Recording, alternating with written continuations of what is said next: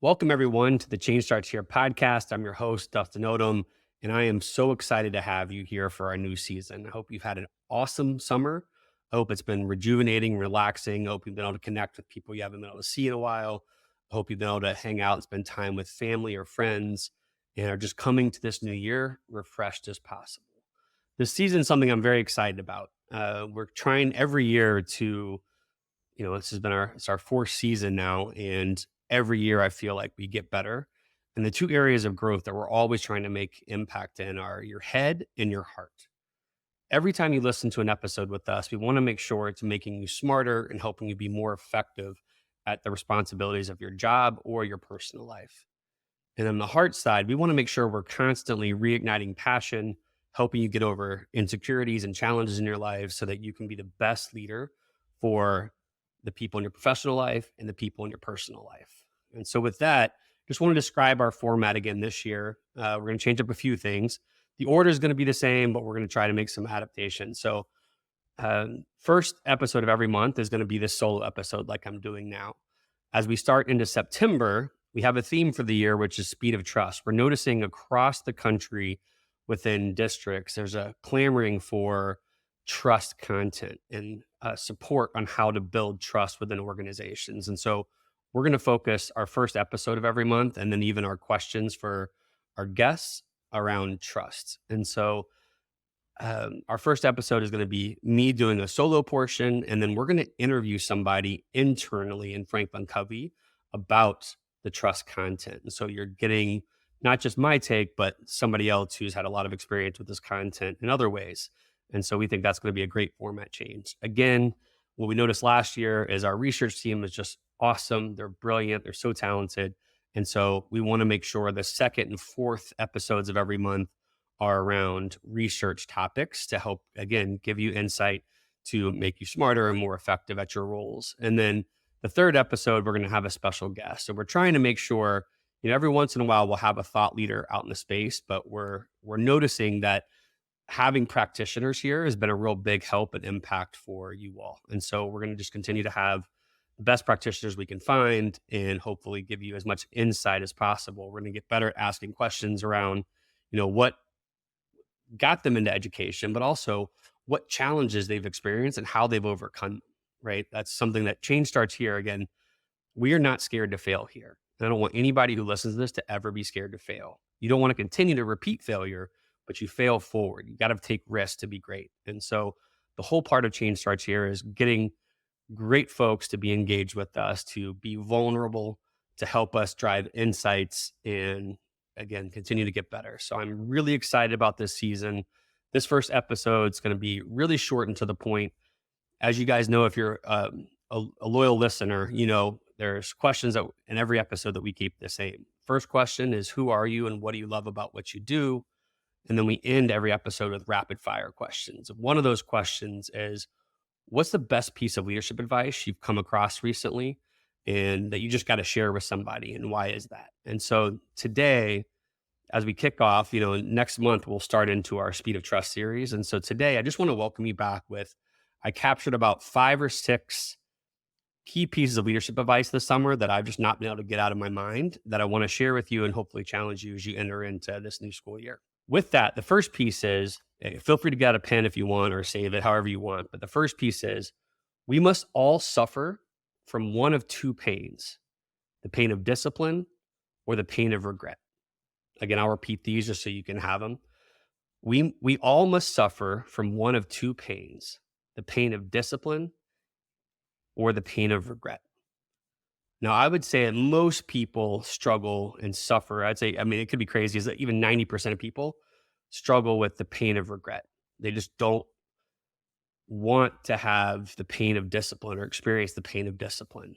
Well, we all know as leaders, the pain of discipline is what gets us, accomplishes our great goals. And so I want you to really challenge yourself to ask in different areas of your life, right? Because I do think most people have discipline in certain areas of your life. So whatever area you're struggling right now, personally or professionally, ask yourself that question. Am I suffering from the pain of discipline or am I suffering from the pain of regret? And I would assume in most cases, if you have an area of your life where you're really struggling again, this is not for everybody, but in most cases, you're probably not having enough discipline in your area of your life. And so I would just encourage you to lean into more of that pain of discipline. Secondly, and this is one I've been working with. If you guys are watching, you can see my kids behind me. It's something that we've been talking about with my kids this summer. My one son and I just got back from a golf tournament he played in that was really, really hard for a 10-year-old, just crazy hard. And this is a piece of leadership advice that we came across, which is don't wish it to be easier, wish you were better. Again, don't wish it were easier, wish you were better. And so it's so hard sometimes because it's so painful. You're in a huge trial in your life or a huge challenge in your life, but there's going to be a brighter day. And so just lean into that challenge and focus on how do you get 1% better each and every day. So again, don't wish it were easier, wish you were better. This next piece of advice I found super helpful, and it's one that I've talked about in the past, but I wish as an educator, when I was a student, I wish I would have understood this at a much earlier age. And it's not about money, but it's going to sound like it in my head, but I'll explain it. So formal education will make you a living. Self-education will make you a fortune. And again, take money aside. I'm not thinking about it in that lens. Formal education will make you a living. Self-education will make you a fortune. The way I take it, feel free to take any of these the way you want to, but the way I take that is there is power to inspiring students and adults to self-educate, to learn how to just investigate things on their own. And so many American children, especially, I think, are really good at mastering the formal education. How do I learn just enough to get an A on the test? How do I learn and master this content so I can get that degree? Versus how do I just get lost in curiosity? How do I get lost in the love of learning? And so for those of you who are listening out there, as you think about your district, as you think about your school, as you think about your classroom, challenge yourself. How can I help my kids love learning for the sake of learning? Because again, self-education will make them a fortune. And so challenge yourself to create that passion in learning in the adults that you work with and the kids you work with. All right, another one was, if you really want to do something, you will find a way. If you don't, you will find an excuse. This is one that I worked on with my kids this summer. So again, I'll go slower. If you really want to do something, you will find a way. If you don't, you will find an excuse. I look at my life and think about the times where I just ran up against a brick wall and didn't find a way around it. I found excuses, not a way. And so just challenge yourself as you're running into a dead end. Really ask yourself, are you wanting to accomplish something? Because if you are, you'll find a way. But if you don't, you'll find an excuse.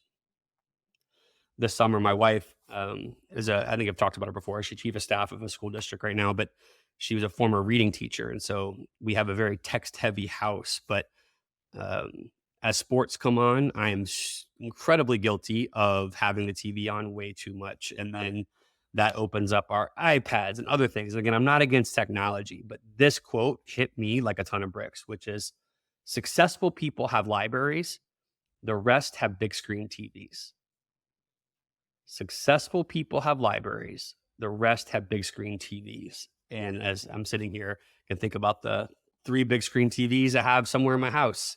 And I feel incredibly convicted by that. So first and foremost, I want to make sure that when I saw that, we're trying to make sure that we have more reading times set apart for our house. We're talking about books more often. We're engaging in literacy way more often, because I do think that's true. The people I look up to the most, who are the most impactful people in my life, I think are so well read.